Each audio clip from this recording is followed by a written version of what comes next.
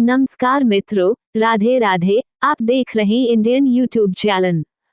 चंचल मन को शांत करना बहुत जरूरी होता है, क्योंकि अशांत मन में कई सवाल होते हैं और यह इधर उधर भटक सकता है। गौतम बुद्ध मन को शांत करने के आयामों के बारे में बताते हैं। हम सभी जानते हैं कि व्यक्ति का मन बहुत चंचल होता है।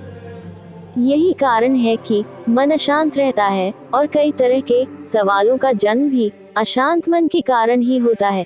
यदि आप जीवन में शांति चाहते हैं तो इसके लिए जरूरी है मन को शांत करना। लेकिन मन को शांत कैसे किया जाए?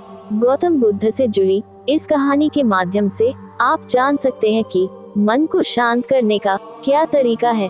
इसमें भगवान गौतम बुद्ध द्वारा मन को शांत करने के आयामों के बारे में बताया गया है। जानते हैं इस कहानी के बारे में, जिससे आपका जीवन बदल जाएगा। एक बार एक लड़का गौतम बुद्ध के पास जाकर कहता है, मेरे जीवन में बहुत अशांति है, कृपा करके आप मेरा मार्गदर्शन कीजिए जिससे कि मैं इस अशांति से छुटकारा पा सकूं। गौतम बुद्ध लड़के से जीवन की अशांति का कारण पूछते हैं। लड़का उत्तर देता है, अत्यधिक विचारों के कारण मेरे भीतर बहुत सारे विचार आते हैं, जिससे मेरा मन अशांत रहता है। बुद्ध मुस्कुराते हुए कहते हैं, ऊपर आकाश की ओर देखो और बताओ कि तुम्हें सूर्य दिख रहा है।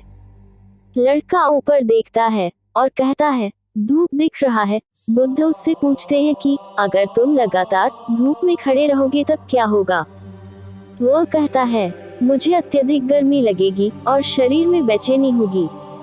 बुद्ध लड़के से कहते हैं कि अगर धूप में खड़े रहने से तुम्हें गर्मी लगती है तो इसमें दोष किसका है, सूर्य के ताप का या तुम्हारा?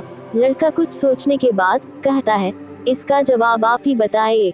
बुद्ध कहते हैं, सूर्य का काम है ताप देना और ताप का काम है गर्मी लगना।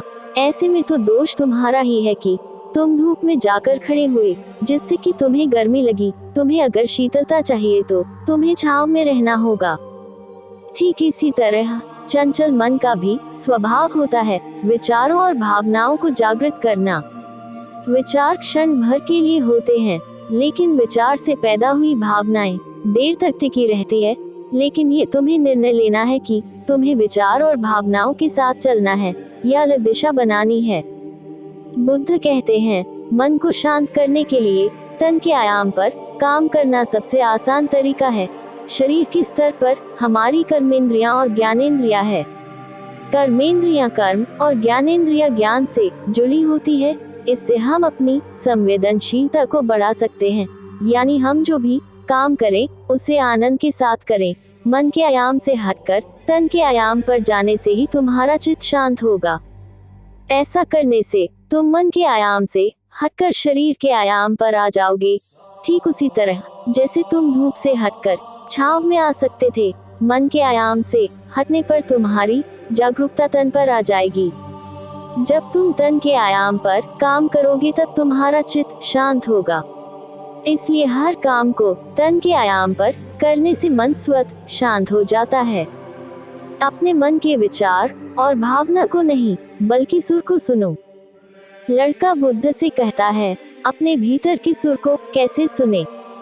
बुद्ध कहते हैं, किसी शांत स्थान पर रहकर जहाँ शांति हो तब अपनी आंखें बंद करो और मन के भीतर चल रहे शोर से हटकर भीतर